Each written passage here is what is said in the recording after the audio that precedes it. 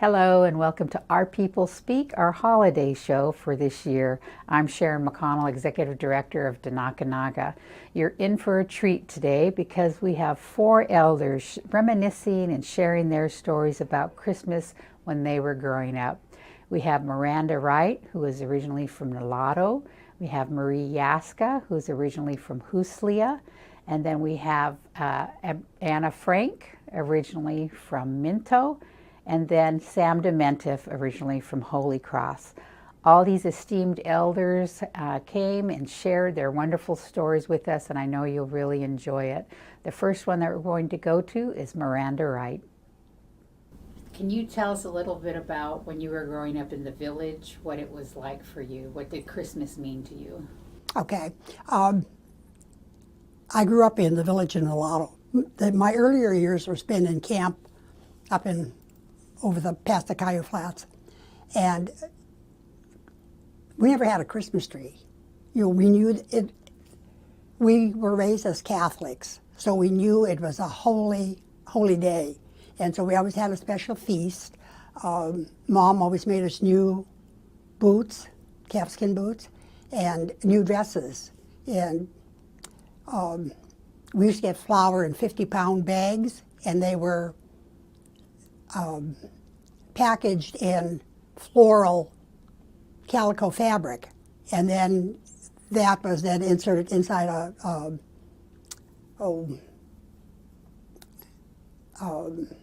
like a hemp bag. I forget what they're called. Anyhow, Mom always repurposed everything, so with the flour sacks, she saved and laundered them and then made dresses for us. So that was our Christmas. One time, my uncle flew in and brought some fresh apples. And to me, I was always in awe.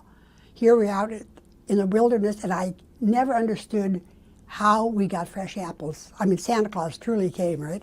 And we never knew much about Santa Claus back in those days. This was the birth of baby Jesus.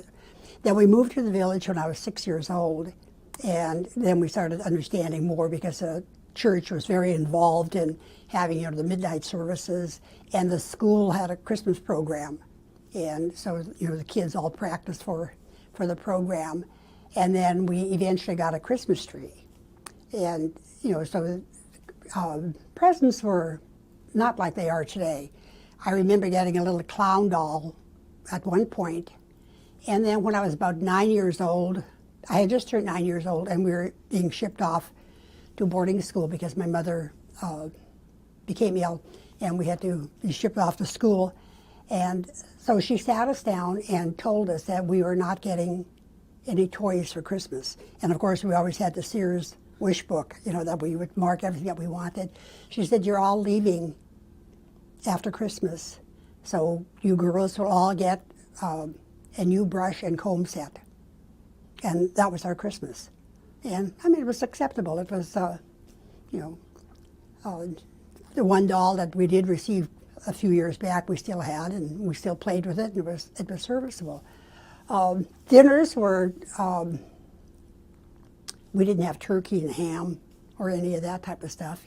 We generally had wild geese. It wasn't, having a bird for Christmas wasn't something that we were accustomed to. But again, because of the missionaries and some of the other people that had moved into our village, we were introduced to those types of food. But it was fun. The midnight mass was a major event. As children, it was exciting because we got to stay up late. And I remember Mom would always have water going on the wood stove. We didn't have electricity or oil stoves in those days. So we always had water going, and the house was always humid. And so she'd wash all the clothes that we needed for midnight mass, or maybe we might have gotten something new, maybe a new scarf. And then we all had to take a bath and then go to bed. And we had to go to bed right after dinner, and then we had to stay in bed till at least 10 o'clock. Even if we didn't sleep, we had to rest. And then we were allowed to get up and get dressed and put on our Christmas clothes, and go to midnight mass. And the fact that we were up late was, I think, what was so exciting. But the community at the midnight service, I mean, it was like the choir was just, it wasn't a choir per se, it was just the community members that were singing. And it was just beautiful. There's to this day, there's one song that always stays in my mind. It's called "Christ Was Born on Christmas Day," and you don't hear it. And when some of the priests rotated through our village, they said that was a song that they never heard, but it's something that has been sung in Nulato through the years, and it's just continued on and on. So those are some of my really fond memories, of my younger years in Nulato before all the changes came about. Did you have a community like later on? Because like you said, it wasn't celebrated like it is now, but did you have a community gathering for the holidays? For New Year's. Christmas was a church event. It was the birth of Christ. It wasn't Santa Claus and reindeers and elves. It was none of that stuff when I was growing up. It was all about the birth of Christ and having a manger, of Jesus and Mary and baby Jesus and the animals and the wise men. That's what we decorated under our tree with. So, I mean, it was really a very religious holiday for us. And then on New Year's, we always had a major potlatch. You spoke about the dresses your mother made. Because we've heard that in families in other villages, they would get new mucklucks or slippers. Mm-hmm. Did that happen in your community too? We always got new slippers or we had what we called outdoor boots and indoor boots. And Mom made our outdoor boots out of long-haired calfskin, and they were wider, so you could put more socks in them. And they were the types of things we used when we were Hollywood or packing in water or snow, when we were working outside. The indoor boots were made of calfskin, short-haired calfskin, and they were more fitted. And we wore those when we were in school, so our feet wouldn't overheat. And as soon as we came home, we had to take those off and hang them to dry, and then change our socks and put on our outdoor gear. And then when we were through for the day, we'd come in, we had to take those off, take the insoles and all of our socks off, hang them, and then we put on our mooskin slippers for the evening.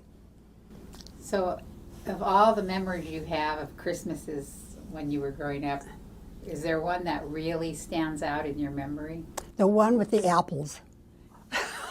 It's amazing because, like I said, you were out there in the wilderness, and to get fresh, big red, or golden or red delicious apples.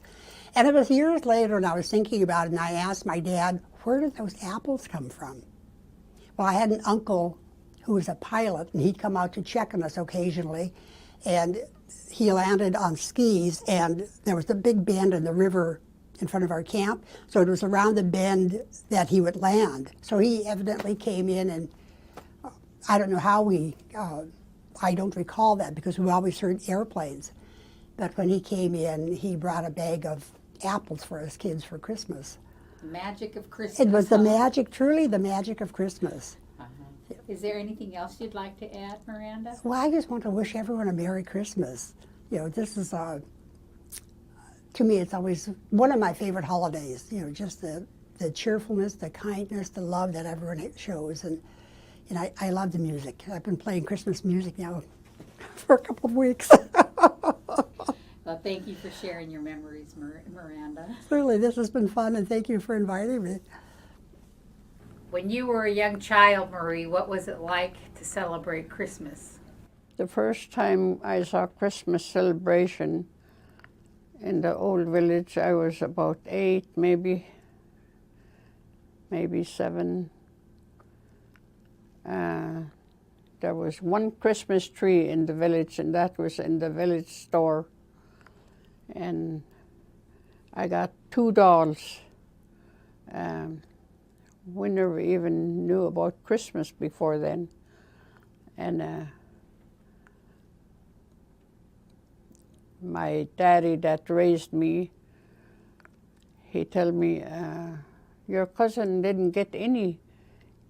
Give her one of your dolls. And I got one with teeth and hair and one just bald doll. He pointed to that one with pretty one with hair and teeth, and he said, "Give this to your cousin because she didn't get anything." Oh, I wanted it too. I had to settle for the one with no hair. That was my first Christmas that I remember. Did the community come together at Christmas time and do something special? They used to have potlatch. The people from the surrounding areas come to the village to pay their bills, and it's also holidays, so they used to get together in somebody's house. We didn't even have a hall in the old village because people never stayed in the village. They just stayed in camp. No school, nothing. It was always flooding in the springtime, so the state didn't want to build school there. So that's how we moved to Huslia, higher ground, which eroded every spring. We didn't know it was going to be like that. They start the village out with 5 rows of houses. Gee, just neat. It was going to be a neat little village. And in the springtime, doggone, the banks start eroding. People had to move their houses. No more houses in line.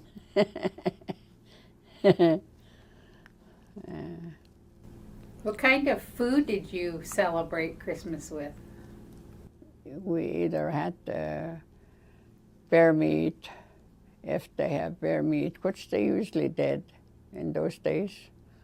And that was our special food.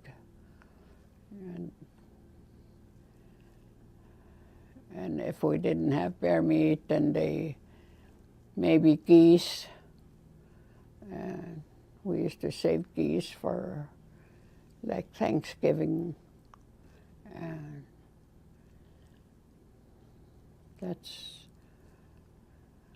I don't even remember how they cook it, but that's what we had. No turkey? No turkey in those days. Yeah. Do you remember when you first started eating turkey for the holidays? Yeah, it was in the new village, Huslia. And Jimmy Huntington was the storekeeper, and I guess he ordered turkeys. And we didn't know anything about how to cook it. And I think we all cooked our turkey with that, it has that bag in the neck with the gizzard and stuff like that. We didn't know it was in there. Yeah. What's your favorite memory about Christmas with your family, Marie? My kids, when my kids were little, and I used to order them stuff from Sarah's Roebuck. Sarah's was our store, because all we had was a little grocery store. We used to get everything from Sarah's. Our clothes, all our clothes, or dishes, or whatever we needed, we got it from Sarah's. Yeah. What kind of, back then, presents, you didn't get a lot of presents. I remember even myself, I didn't get a lot of presents, just a few. Yeah. But what were some of the gifts or candies or special treats that you got during the holiday? We used to get a box from here, from the Lions Club. They used to send box to each family. And whatever was in there, that's what we got. I remember my first box. What I remember out of that box was baby yarn, one skein in there.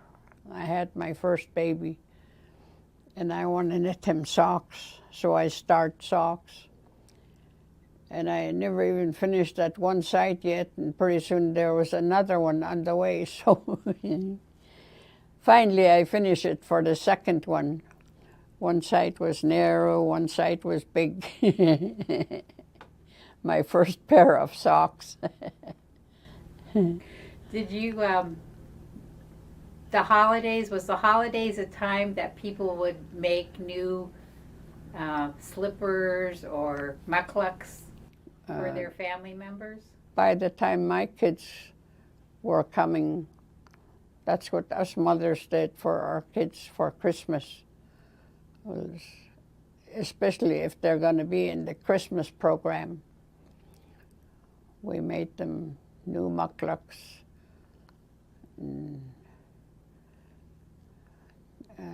For the boys and girls. The little girls had new little cuspucks. Everything was homemade in those days, their socks and everything. We had to make our own stuff because there was no store. One year I didn't have any material for my daughter, so I just took a white sheet and made her a little jumper out of that white bed sheet. What's your favorite memory of all the Christmases that you had in the village? Which one really stands out to you? When my kids started to go to high school, two of my older boys, one here in Fairbanks and one in Anchorage, and that's the oldest one. He lost his hearing when he was 7 years old, and he never spent Christmas with us until he was a teenager, when he started to go to school in Anchorage. He went to school in Vancouver, Washington, so we never saw him 9 months out of the year. And when he came home for Christmas, I made him new caribou legging boots, new mittens. He was so proud, happy. First time we had him home from Christmas since he was 6 years old. And he was now a big teenager. Yeah, that was a nice Christmas. Is there anything else you want to share about Christmas with the folks that are watching this show? We just barely had, if we were going to get anything or give anything for Christmas, we just had barely get our kids one item each in those days. Everybody was the same. But people would invite each others at different days during the holidays. And we used to do, us in my house, we used to do puzzles during holidays. We save our puzzles for the holidays. We used to put puzzles together. Do you want to say Merry Christmas to everybody? Yes, Merry Christmas to everybody out in the villages and everywhere. And thank you. Anything else, Marie?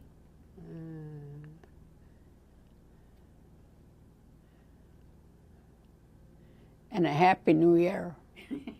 All right, thank you. So Anna, we're just talking to some elders about what they remember growing up at Christmas time and their special memories. What's did you have one Christmas that stands out in your memory when you were growing up? I don't remember Christmas. the Christmas that I remember is when we were at school and we all got Red Cross boxes, and they were just toothpaste, toothbrush, and if we were lucky, we got a little tiny plastic doll or something in there. And that's the only thing I remember about Christmas. We never, I don't remember having been at a Christmas party or anything until I got older. So when you were growing up, the community didn't come together for Christmas? They must have, but I don't remember. Maybe I never went there. I don't know. But I try to figure out if I don't remember seeing Santa. Not ever, until I got older. Did you have a church service at Christmas time? Not that I remember. Oh, okay. Yeah. Can you tell us a little bit about the community you grew up in, so people understand when you say you don't remember things happening? What was, I guess it's Old Minto you were at? I was at born and raised in Old Minto, and if they did have something, it could have been a potlatch, but we have potlatches all the time, so it was nothing until I got older. Then I remember a tree at the hall, but I don't remember getting presents. I really don't. And I don't think, my dad was a trapper, but if there was furs, he caught furs, it was just to feed us, to buy food at the store. And so I don't remember anything. I remember seeing my friend, she got a doll. I went to her house and she had 2 dolls. And they told her, give one to Anna, and she said no. And so that's the only time I remember seeing someone have something I thought that was really nice. And I think my first gift that I got from my parents, my dad bought me a jacket. And I got that for Christmas. But other than that, I blocked it out, I guess. Do you remember having any special type of foods at Christmas? Like hard candies or apples or oranges? No. We never got those. Until I was 11 years old, I had, and this is not Christmas, I had a birthday the same day the teacher had. And I used to get a ribbon for my hair. You know how you braid your hair and you put ribbons at the end. And he gave me a licorice candy. And to this day, I love licorice candy. But that's the only thing I don't remember too much. We were always in the camps, too. I was raised out in Minto Flats.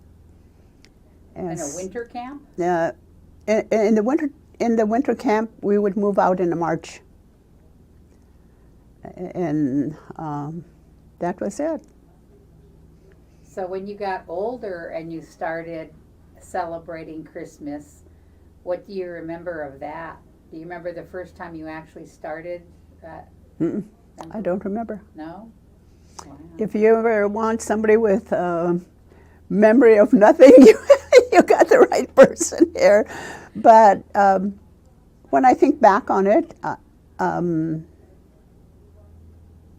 it's like people call it your trauma. I think I had a lot of that. Wow. Yeah. It's sad to say. It's sad to say you don't remember anything. But there are people like me who didn't get anything.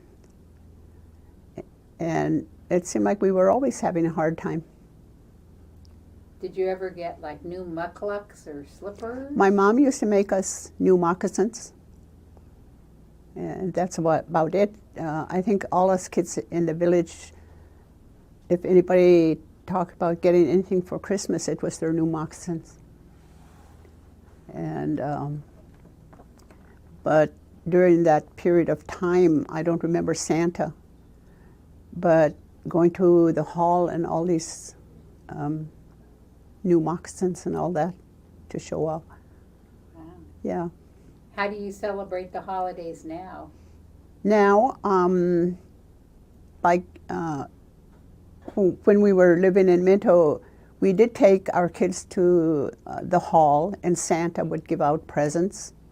And I think I used to buy presents because I say I bought them for my kids, but it was really for me because I didn't have all that. And so what I didn't have, I got for my kids. And that's how I celebrated. And now that we live in the city, we try to have the same thing what we do in the village. We gather together here. We have Santa come to our party, and Santa give out gifts to all the kids. The parents bring one gift for their child, or if someone have a gift to give me, then I get that at that time. And so we try to keep that up as much as we possibly can. And so Santa always come on Christmas Eve, always. And we open our gifts. I still let my family do that, open their gifts Christmas Eve. If they want to save them for tomorrow, that's fine. But for us, before Richard passed on, he started something with our little family and asked the question, what do you remember of the past year? Something good. And each member tell what was good about their life. And we still do that to this day, and we do that Christmas Eve. I got another question for you about food. Some of the other elders I talked to, they said they never remembered having turkey for the holidays like everyone does now. Do you remember when you first tasted your first turkey? Was it for the holidays? My first turkey I think I ate was at the school. We never had turkey.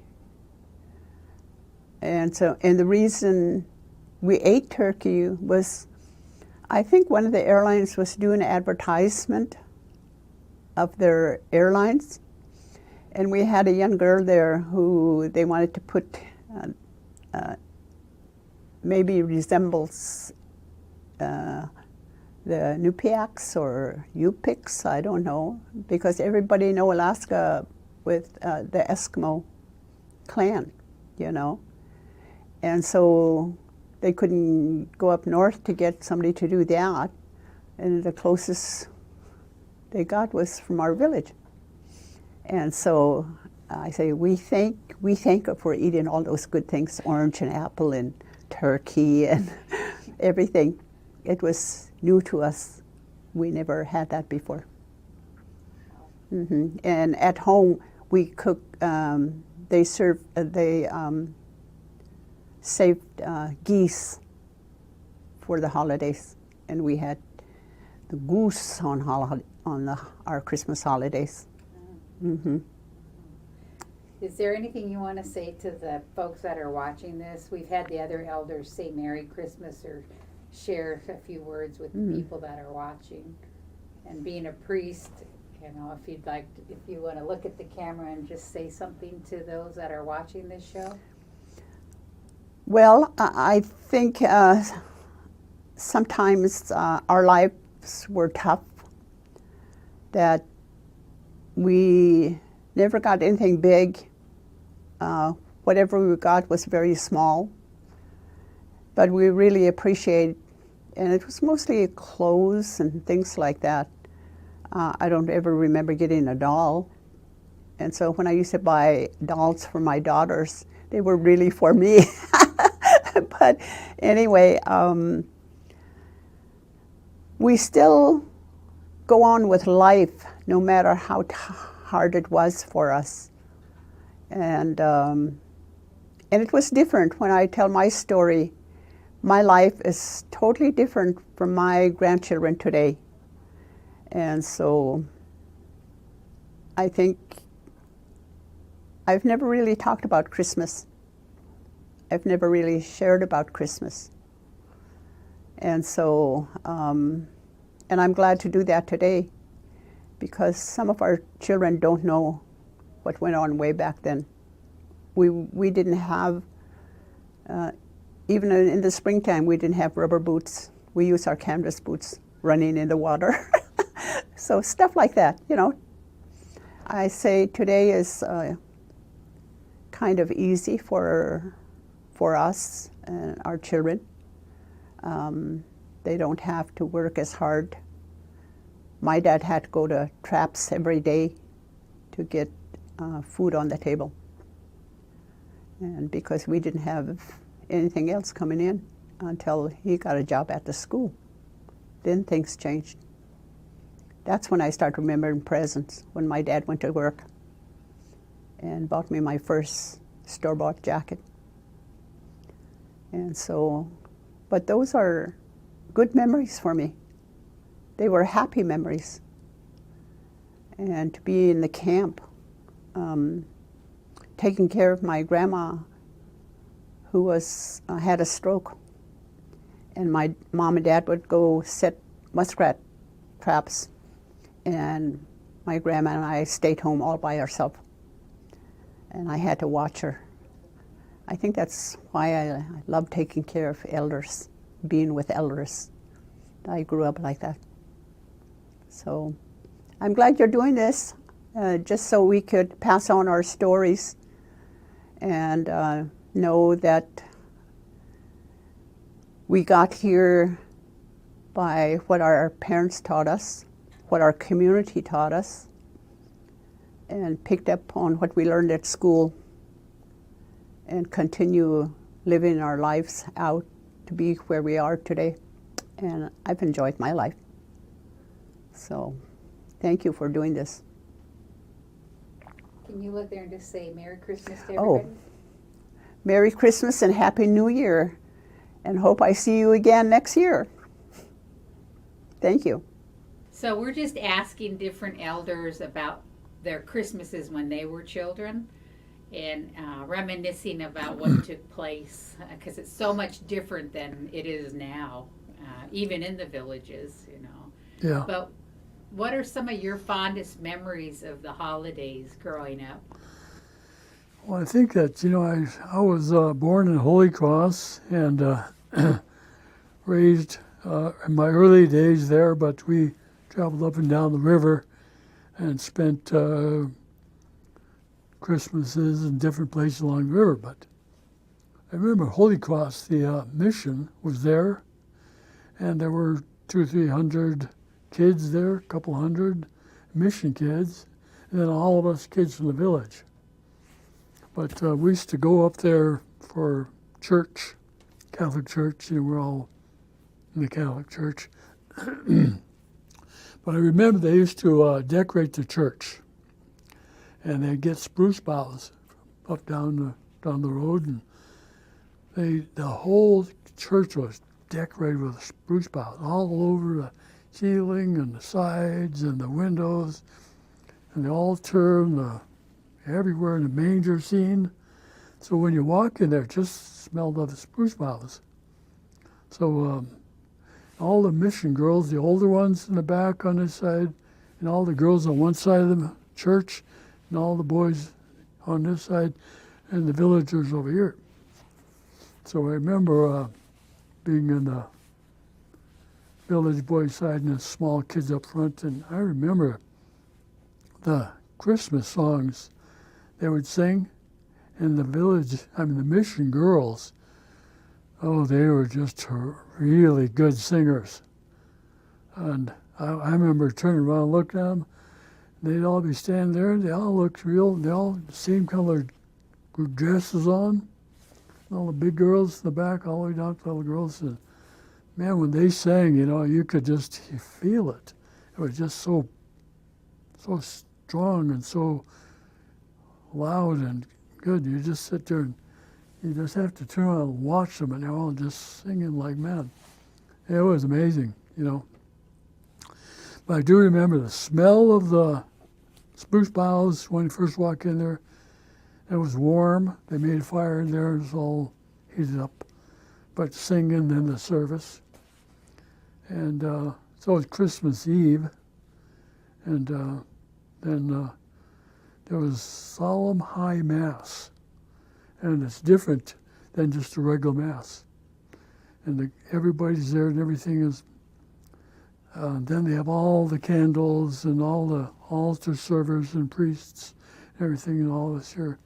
It was really a big occasion. Everybody in the village that could come up were there. So then after that, before that, day before, all during the Christmas week, I started on Christmas Day, and every day during the week until New Year's. That whole week was filled with things every day. And so they had card games and dances and movies. I remember going to the movies. So it was a big thing for us. And people that were out in the trapping, they were coming, and so there was a lot of people flew in, and so the village was full. And the mission was all ones that could go home went home, so it was a big event, And being a kid, you think, well, everybody does this, but lo and behold, upriver and some places that had no church, and had a few people in the village, so it was different. So as we moved up the river during the times we went along to. Especially in Indiana, and then here in Fairbanks, we could see the difference. So it's a good time. I remember that. One of our other guests talked about they don't remember having turkey like we do now. It was mostly native food. Was that the same for you too, growing up? Yeah, I don't remember really celebrating Thanksgiving. And Halloween, we didn't do any of that. At least I don't remember doing anything like that. But they used to have some kind of a blessing of the village. And it was before Christmas, around the time of Thanksgiving, around that time. The priest would come down and he'd walk to every house and go in the house and bless every house. So they came down and they told all the people in the village, just clean up your house as much as you can. Get everything straightened out so the priest can come in and bless the house and go to each house. And so my mom got us all cleaned up and clothes and got best clothes we could wear. And so we'd hear that bell ringing and the priest is coming down, so we'd stand up, kind of like standing at attention, waiting for the priest to come in. So we went through the whole village like that. So that was kind of a different thing. I remember my mom and the neighbor, about a month and a half before Christmas, they got together, and all the people in the village just had to place their orders. Sears and Roebuck, Montgomery Ward, place their orders early, so they get a chance to get the thing and light them up here and get to we all ordered my mom and our Edna, they got together and ordered all the stuff. So it comes close to Christmas week, the plane comes into Holy Cross by mail. and they'd land in the front of the village with skis, land and offload the bags, load on the other bags, take off. So come Christmas, and it got like a blizzard came through. It was all snowed up, and they couldn't land. So what they did was the plane flew over the village, you know, and right over the big mission gardens, flew down low like that, and came around, went out all over the Yukon River, and we could see it coming around, come right over and threw out the bags. So all the bags were flying down and banging in the garden, and so we all, what the heck? And I said, well, they can't land, so they're gonna, so we got air mail, was really, really air mail. It came by air, you know. But after the Christmas came, I mean, after everybody opened their gifts, Edna came over and she said, Nellie, my mom's name is Nellie. Nellie says, I got my Christmas gift that I wanted to put in our bathroom above the basin. I ordered a ceramic edged mirror, about a foot high and about 10 inches wide. Nice mirror, nice ceramic gold edge. And she brought it home and says, look, it's all broken. What do you think I should do? So they looked at it, put it on a table, and it's busted in pieces, and it's got cracks across the mirror. So they Ed said, you think I should send it back? And Mom said, I don't know if you'll ever get it back. And I don't know if they'll fix it or replace it or what. Let's glue it together. Okay, they said, yeah, okay. So they turned it upside down, put all the parts, fixed it all together, glued it all together, and took the ceramic edge in about 7 parts and glued it all together, smoothed it out and turned over. Good. And the thing I remember is hung it up in their bathroom and next door. I'd go over there visiting our the 2 boys that lived next door, went over and visited them, and they said, what did you get for Christmas? We were all showing our gifts, you know. And so I said, I go in the bathroom, and it's just a kerosene box and a basin. There's that doggone mirror. I look in the mirror. You have to get to a part where it's clear, you know, so you can see your face in the mirror. But for years, we used to go look in that mirror and find a good part of the mirror that you could see yourself. But anyway. What kind of presents did you get as a child? You know, there was one thing I wanted was a Roy Rogers pistol set. And so open up the present, there it is. Roy Rogers, gun, cap guns, a silver badge, and a shirt, a Roy Rogers shirt. And I put that on, and I put that cap thing on, and it was just like, I don't know, you know, a miracle. You remember that gift a lot, huh? I got to tell you this one thing that happened there. So I'm playing Roy Rogers, you know, going up to the mission. Every Sunday night they had movies.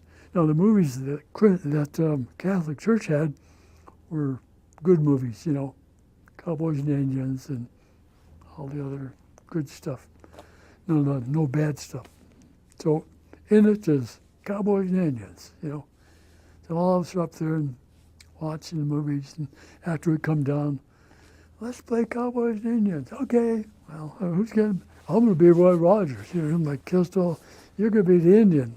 No, I don't want to be no doggone Indian. So we're all like arguing about who's going to be the Indian. So we all fought to be cowboys.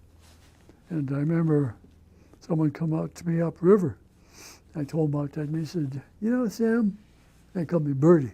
You know, Bertie, you're an Indian. I said, what? What? He said, you're an Indian. I said, no, I'm not. I'm not no doggone Indian. What do you mean by that? You are an Indian. You ask your parent, ask your mom. Well, I was really kind of sad, you know. I remember going there, Mom. I said, Mom, are we Indians? And she says, why? She says, that guy, other kid, he said I was an Indian. And he says, yeah, we are Indians. I just like, oh no, I don't want to be Indian, you know. We're crying out loud. So for a few years there, I felt really bad being an Indian. But later on, I realized who I was. And I understood who I was. And I met the other Indian people up and down the rivers. And you got some really beautiful women and girls, Indians, and big, strong Indian men, strong and good. And I started really feeling, hell, I am an Indian.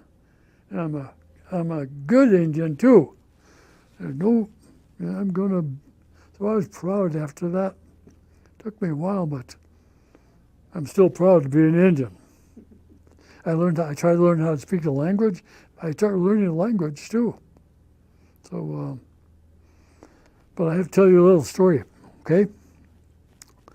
I remember down here on the Chena, when we moved up here in the 1940s, we built a cabin down there on the Chena, 32 feet long, 28 feet wide. A big barrel stove in the middle and a kitchen stove in the back. And it was like in 1940. I was 8 or 9 years old, and my dad was in there, and it was Christmas Eve, and stoking up the stove, barrel stove, opening up the barrel stove and throwing all the heater wood, all the spruce and birch and some coal chunks. Got the thing going hotter than heck. I'm standing in the back watching Dad, you know, just going, glowing red hot to one side. He said, okay, well, I'm going to shut her down. So he started shutting down the draft on the, you know how the doors are in the little draft?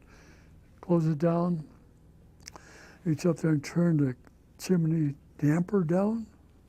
Almost close it, you know. And he said, okay, I think we're ready. And I said, are you gonna leave it like that? And he says, yeah, I always do. He said, I'll shut her down. I said, Dad, this is Christmas Eve. I said, how do you expect Santa Claus to come down the chimney if you got it closed all the way off? And especially if you have the damper closed. How is he supposed to come here? My dad looks at me and he said, you're right, Bertie. Open up the damper a little bit. Open up the damper a little bit, open up the draft. How's that? I said, that's good. He said, well, now beat it. Go ahead and go to bed. I went, go to bed. So, you know, it takes a while for you to believe and stop believing. I'll tell you one little short one. Same time we were there, I was thinking, well, I don't believe in Christmas anymore. But sometimes I think, well, I do believe in Christmas. So we had a new TV set, channel 2, channel 11. And you have to fix the ears, you know, to get channel. So we're watching Christmas, and they interrupt the program. Flash from the Department of Military. The radar got some object up in the sky, radar, and we're trying to adjust it. So, oh, here it comes into view. Here it is. And here's the picture of what she's seen. There's Santa Claus sad, and all his reindeer going across, you know, the radar channel. I looked at that thing and I like, holy cow, I believe. I'm not gonna not believe, I believe. There it is, right there, military, you know. Gee, I felt good. So, that's my story. Did you want to, if you want to look at the camera and wish everybody a Merry Christmas, or if you want to say something to the audience that's going to be watching this? Yeah. I want all the people out there to think about their kid when they're kids, and think about what Christmas is really about. It was about the birth of Christ, and from it we see all the other things that commercialize it and gifts and exchanging. But keep thinking about who you are and where you come from. Just like me, finding out who I am and how I believe, and I still believe in Santa Claus. And nothing wrong with that. It's fun and it's exciting. And it lifts your spirit up, and that's what Christmas is about. Lift each other up. Wish everybody a Merry Christmas. And have a good time,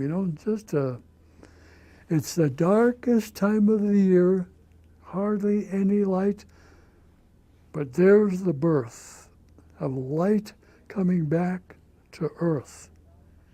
And it's the birth of Jesus, bringing all of us the Christmas that we really understand and believe. So the Indian people understand that once this day passes, the light starts coming back. Every day there's 2 minutes, 4 minutes, 6 minutes, and the light is returning. But the light came at that moment of Christmas and the birth of Christ.